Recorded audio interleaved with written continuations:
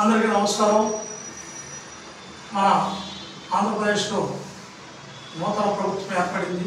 BJP, Janasena, TDP కలిపిన ప్రభుత్వం ఏర్పడింది. మనం ఎలక్షన్లో 3 పార్టీలు కూడా ఆంధ్రప్రదేశ్లో అక్రమ కేసుల మీద, అక్రమ మైనింగ్ మీద, అక్రమ మద్యం మీద విచారణ జరిపిస్తామని మనం హామీ ఇవ్వడం జరిగింది. దాని మీద తక్షణమే ఒక నియోజకవర్గంలో మనకి ఈ రాజకీయ నాయకులు ఫోన్ చేస్తేనే 100కి 90 కేసులు నమోదైనవి అంటే మనకి ఇది ఆశ్చర్యకరమైన విషయం. దాని మీద దర్యాప్తు జరిపించాలి. ఏ రాజకీయ నాయకుడు ప్రమేయం లేకుండా రెవెన్యూ పోలీసులు అక్రమ కేసులు పెట్టడం జరిగింది. సాక్షాత్తు మన హోమ్ మినిస్టర్ గారికి ఎస్సీ ఎస్టీ కేసు పెట్టారంటే మరి అలా అన్ని నియోజకవర్గాల్లో మరి కేసులు ఫైల్ అయ్యి దీని మీద క్షుణ్ణంగా కేసులు అక్రమ కేసుల మీద విచారణ జరిపించి చట్టంలో అక్రమ కేసులు పెట్టడం కూడా నేరమే. కాబట్టి అధికారుల మీద, రెవెన్యూ పోలీసు అధికారులు మరి రాజకీయ నాయకులు మాట్లాడి కేసులు పెట్టి ఎన్నో ఉన్నాయి. దాని మీద క్షుణ్ణంగా అధ్యయనం చేయించి మరి తద్వారా నా మీద కూడా కేసులు పెట్టడం జరిగింది. దీని మీద సిబిఐ, ఈడీకి, రాష్ట్రపతికి నేను లేఖ రాయడం జరిగింది. ఇప్పుడు ఆంధ్రప్రదేశ్లో కొత్త ప్రభుత్వం ఏర్పడింది కాబట్టి రేపల్ల నియోజకవర్గంలో మనకి ఇప్పుడున్న పరిస్థితులను బట్టి జరిగిన అక్రమ మైనింగ్ కానీ, మరి వ్యాంకులు తవ్వకాలు కానీ, మరి అక్రమ కేసులు కానీ, దీని మీద పోలీసు, రెవెన్యూ వాళ్ళు నీ పలోప పెట్టిన రాజకీయ నాయకులు, ఆ కథానాయకులు ఎవరనేది తేలాలంటే సిబిఐ దర్యాప్తుని కోరాలి.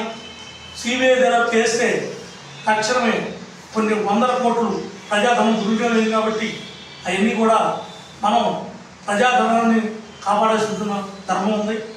వీళ్ళు పోలీసు, రెవెన్యూలు అడ్డం పెట్టి అక్రమ కేసులు పెట్టారు అని చెప్పడానికి దాని మీద దర్యాప్తుకి మేము సిద్ధంగా ఉన్నాము. మీరు కూడా సిద్ధమనంటే మేము దీని తరఫున పేపర్, టీవీ పరంగా నేను ఒకటే తెలియపరుస్తాను. గతంలో మీరు పెట్టిన అక్రమ కేసులకి మీరు మా మీద దాడులు జరుగుతుంది, వైఎస్ఆర్ మీద అన్నారు. మరి గతంలో జరిగిన మీరు చేసిన దాని మీద సిబిఐ దర్యాప్తుకి మీరు సిద్ధమా? మేము సిద్ధమా అని చెప్పి నేను ఆల్రెడీ అంతకుముందు తెలియపరచడం జరిగింది. ఇప్పుడు నియోజకవర్గంలో జరుగుతున్న ఏదైనా ఉంటే మరి బహిరంగంగా తప్పు ఉంటే మా దృష్టికి తీసుకురండి. ఏ తప్పు ఉన్నా కూడా మేము చేసినా కూడా తప్పుని నిర్భయంగా ఒప్పుకుంటాం, ఎలాంటి అభ్యంతరం లేదు. కానీ చేయని తప్పులు కూడా ఆ పార్టీ వాళ్ళు చేశారు, ఈ పార్టీ చేశారు అని బురద చదివితే మాత్రం మేము సహించమని ఈ సందర్భంగా తెలియజేస్తున్నాం.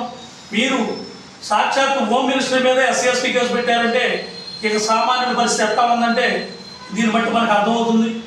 మరి పోలీసు, రెవెన్యూ వ్యవస్థలో ఫుల్లుగా మీరు ఇది మార్పులు చేసేటప్పుడు ఈ అక్రమ కేసులు పెట్టే వాటి మీద కూడా శిక్ష అర్హులే, దాంట్లో చట్టంలో మినహాయింపేం లేదు.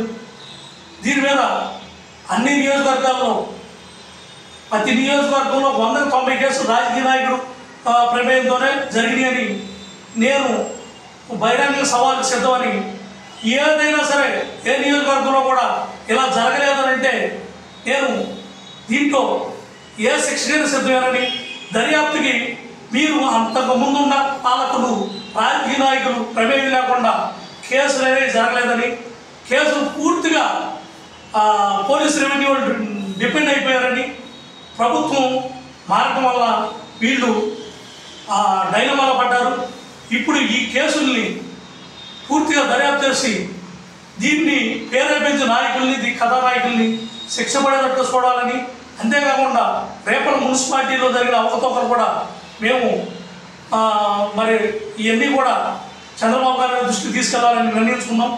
బాబు గారి దృష్టికి తీసుకెళ్ళి రేపల్లో అక్రమ మైనింగ్, అక్రమ మరి కేసులు, మరి మున్సిపాలిటీలో జరిగిన అవినీతి మీద దర్యాప్తు చేసి ప్రజాధనాన్ని మనం కాపాడాల్సిన ధర్మం ఉందని మరి చంద్రబాబు గారికి మరి ఒక్కసారి మీడియా పరంగా మరి ఈ అక్రమ కేసులు, మైనింగు, మరి అక్రమాల మీద చర్యలు చేపడతారని ఆశిస్తూ నేను సెలవు తీసుకుంటాను. ఇన్ని సంవత్సరం రేపల్ల నియోజకవర్గం బీజేపీ నాయకుడు. నమస్కారం.